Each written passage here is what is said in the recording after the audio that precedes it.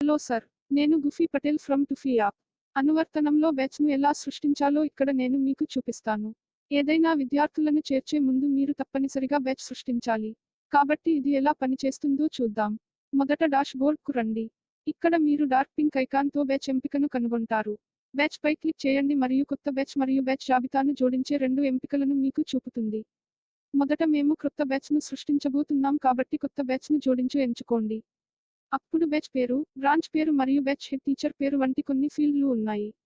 మరియు batch icon on top. ఖాళీ ఐకాన్పై click చేసి, ఆపై మీ కొత్త బ్యాచ్ కోసం ఏదైనా ఐకాన్ ఎంచుకోండి. అప్పుడు కొత్త బ్యాచ్ కోసం బ్యాచ్ పేరును సెట్ చేయండి. ప్రతి బ్యాచ్ పేరు ప్రత్యేకంగా ఉండాలి అని కొత్త బ్యాచ్ పేరును సెట్ చేసేటప్పుడు జాగ్రత్తగా ఉండండి.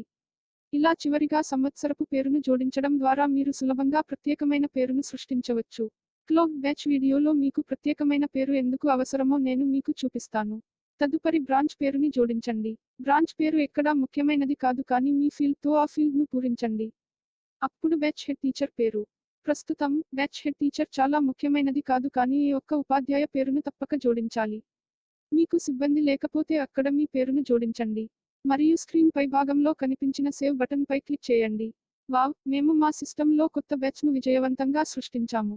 సరే, అప్పుడు నేను క్రొత్త బ్యాచ్ను ఎలా సృష్టించాలో దాని గురించి ఒక పరిచయాన్ని ఇచ్చాను. ఇప్పుడు బ్యాచ్ వ్యూకి రండి. మళ్ళీ డాష్‌బోర్డ్‌కు వెళ్లి డార్క్ పింక్ బ్యాచ్ ఐకాన్ పై క్లిక్ చేయండి మరియు అనువర్తనం మీకు 2 ఎంపికలను చూపుతుంది కొత్త బ్యాచ్ మరియు బ్యాచ్ జాబితాను జోడించండి. ఇప్పుడు బ్యాచ్ జాబితాపై క్లిక్ చేసి, ఆపై అనువర్తనం మీ అన్ని బ్యాచ్లను ఇక్కడ చూపుతుంది. ఇక్కడ నేను పరీక్షా ప్రయోజనాల కోసం కొన్ని బ్యాచ్లను సృష్టించాను. ఇప్పుడు బ్యాచ్ సమాచారాన్ని చూడటానికి ఏదైనా బ్యాచ్ పై క్లిక్ చేయండి. ఇక్కడ మీరు బ్యాచ్ గురించి కొంత సమాచారం చూస్తారు. బ్యాచ్ పేరు, బ్యాచ్ ఐకాన్, మొత్తం విద్యార్థులు, ఈ బ్యాచ్ నుండి మొత్తం వసూలు చేసిన ఫీజు. మరియు దీని క్రింద, మీరు 3 పేజీలను కనుగొంటారు. మొదటిది విద్యార్థులు, రెండవది వసూలు చేసిన ఫీజులు, మూడవది పెండింగ్ ఫీజులు. విద్యార్థుల పేజీలో, ఈ బ్యాచ్లో చేర్చబడిన విద్యార్థులను అనువర్తనం మీకు చూపుతుంది. సేకరించిన ఫీజు పేజీ అనువర్తనం ఈ బ్యాచ్ విద్యార్థుల నుండి సేకరించిన ఫీజు జాబితాను మీకు చూపుతుంది.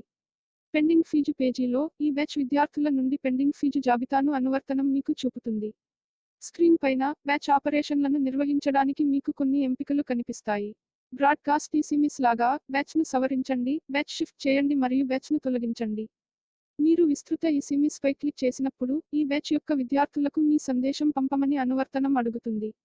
మీరు వాట్సాప్ లేదా టెక్స్ట్ ఎస్ఎంఎస్ ద్వారా ఎస్ఎంఎస్ పంపవచ్చు. సందేశాన్ని టైప్ చేసి, ఎస్ఎంఎస్ క్లిక్ చేయండి. అనువర్తనం మిమ్మల్ని మీ ఎస్ఎంఎస్ అనువర్తనానికి మళ్లిస్తుంది మరియు పంపండి మరియు పూర్తయింది క్లిక్ చేయండి.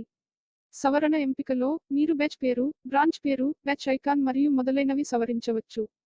సరే, ఇది తుఫీ అనువర్తనంలో బ్యాచ్ ఫంక్షన్. మేము త్వరలో కలుస్తాము. విద్యార్థిని జోడించి విద్యార్థుల ప్రొఫైల్ వీడియో చూడండి. బై వరకు, see you again. Good night, good morning. మీరు ఏ సమయంలో చూస్తున్నారు? ఈ వీడియో చూసినందుకు ధన్యవాదాలు.